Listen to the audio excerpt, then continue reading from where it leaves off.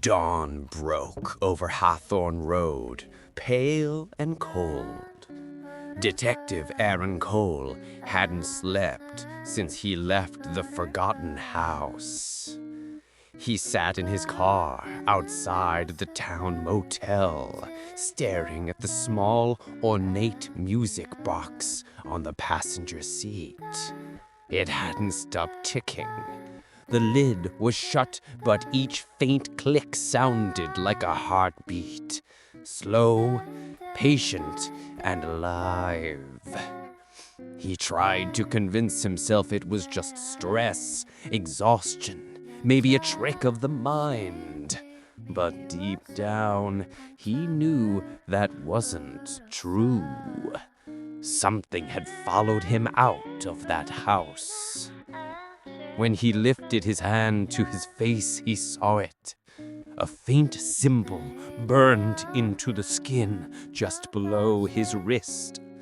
A circle intersected by 3 crooked lines, identical to the markings he'd seen in the basement. He rubbed at it until the skin reddened, but it didn't fade. It pulsed once, faintly, as if reacting to his heartbeat.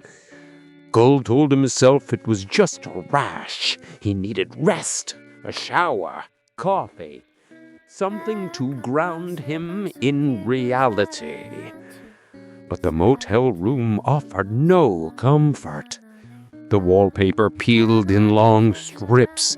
The air smelled of mildew and something faintly metallic. When he closed his eyes, the lullaby from the music box played softly in his head, though the box itself remained closed. He reached for the TV remote, desperate for noise. Static greeted him. He flipped channels, but the screen only shimmered with distortion. And then, for a moment, a single frame appeared.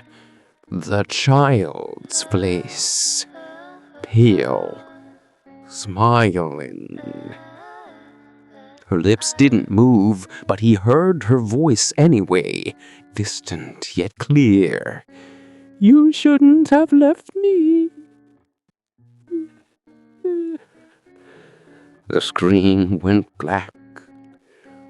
Cole threw the remote aside and stood quickly, his breath shallow. He picked up the music box, opened it, and hurled it across the room.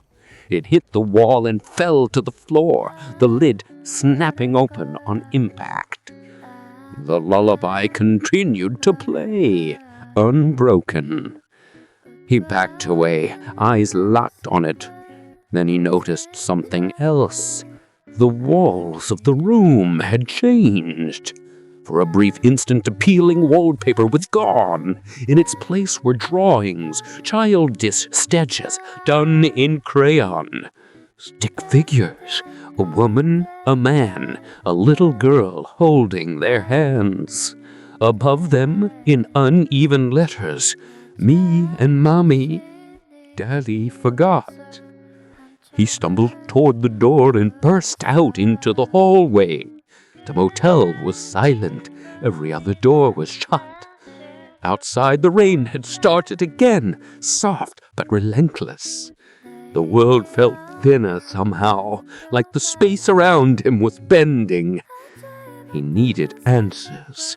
He drove to the Calcare, a brick building that smelled of dust and forgotten things. The clerk, an older woman with gray hair and distant eyes, barely looked up when he entered. He gave her the property number of the forgotten house and asked for its records. She frowned, typing slowly into the system. Minutes passed. Then her face paled. She said quietly, "There is no record. No deed, no tax file, no family name, nothing." He leaned forward. "That's impossible. It's been there for decades." She looked uneasy. "According to the county files, it doesn't exist." Then she hesitated. "But there's something else. A newspaper clipping, unfiled. It mentions that address." She disappeared into a back room, and when she returned, she held a yellowed piece of paper, edges burned, ink fading. Cole read the headline aloud. "Family vanishes in fire.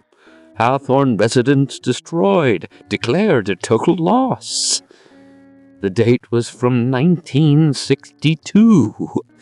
The article mentioned a man named Harold Brandt, his wife, Lydia, and their daughter, Evelyn Brandt, age 8. Cole's hands trembled slightly as he read on. The fire had consumed the entire structure. Investigators found no remains, no cause, no trace of survivors. The land was condemned, yet somehow decades later, the house still stood, rebuilt, forgotten, waiting. As he placed the paper down, a drop of water hit the desk. Another followed. He looked up. The ceiling was dry. The drops were coming from his sleeve. He lifted his arm. The mark on his wrist had begun to bleed. He left the archives in a daze, the rain outside now pouring, hard enough to blur the world into gray streaks. Every few steps, he felt the mark pulse again, stronger this time.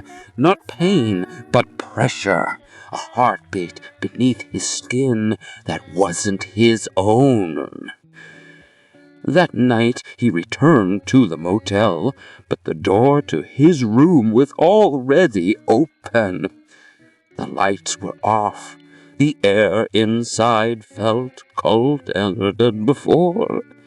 He reached for his gun, then froze.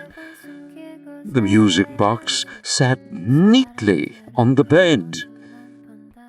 Clean, intact, closed. And beside it, a single note written in a child's scrawl. "You remembered my name." Cole backed toward the door, heart pounding, but the door slammed shut on its own. The walls began to shift again, as if breathing. The drawings returned, darker this time. The stick figures were now missing their faces. The crayons moved across the wall by themselves, sketching new shapes. A crude outline of a man, tall, holding hands with a child. And beneath it, in dripping red, "Stay." The air filled with laughter. Dozens of children laughing and crying at once. The mirror cracked, and behind a reflection, something moved. Cole turned toward the window, but it no longer showed the rain.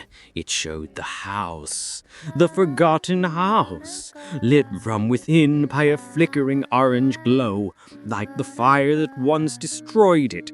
Then the lullaby began again, louder now, echoing from every corner of the room.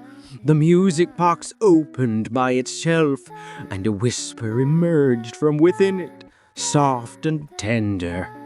"She never left, Detective." Cole pressed his hands over his ears, but the sound was inside him. Images flashed behind his eyes. Evelyn, the little girl, standing by the window of the burning house, reaching out. Her mother behind her, eyes hollow, mouth moving in silent screams. The flames swallowed them, but Evelyn's face never changed. She only smiled. The world snapped back into stillness. The rain outside had stopped. The motel room was empty again. Cole sat on the floor, drenched in sweat, breathing hard. The mark on his wrist was now a perfect circle of crimson, pulsing softly. He picked up the note once more. The letter had shifted, the ink wet and moving. The message now read, "You belong to the house." He stood and looked at his reflection in the cracked mirror. For a moment, his own face stared back. Then, faintly, Evelyn's reflection appeared beside him, smiling, eyes bright and endless. The music box clicked shut. The ticking stopped, and somewhere, miles away, on the abandoned road where the house stood, one of its shattered windows closed by itself. Inside, in the dust and shatters, footprints began to form. Small ones, leading slowly toward the door. The house was awake again.